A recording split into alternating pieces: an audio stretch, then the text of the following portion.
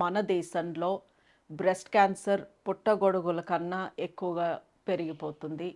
ఎందుకు ఇంత పెరుగుతుంది? అసలేం జరుగుతుంది మన స్త్రీలకి? ఎందుకు చిన్న వయసులో ఉన్న వాళ్ళకి కూడా ఇంత బ్రెస్ట్ క్యాన్సర్ ఇన్ని కేసెస్ చూస్తున్నాము అనేది మాకు అర్థం కావట్లేదు. సో, బ్రెస్ట్ క్యాన్సర్ రాకుండా ఏదన్నా ఈజీ ఆప్షన్ చెప్పండి అంటే, అది చెప్పే పరిస్థితిలో నేను లేను.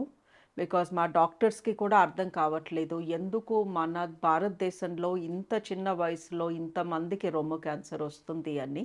బట్ ఖచ్చితంగా తెలిసిన విషయం ఏంటి అంటే, ఎవరికైతే ప్రెగ్నెన్సీస్ లేట్ వయసులో వస్తుందో 30, 33, 34, 35 ఇలాంటి వయసులో ఫస్ట్ టైమ్ ప్రెగ్నెంట్ అయిన వాళ్ళల్లో, లేదా బ్రెస్ట్ ఫీడింగ్ చెయ్యని వాళ్ళల్లో, లేదా చాలా తక్కువ బ్రెస్ట్ ఫీడ్ చేసే లేడీస్‌లో బ్రెస్ట్ క్యాన్సర్ ఎక్కువ చూస్తాము.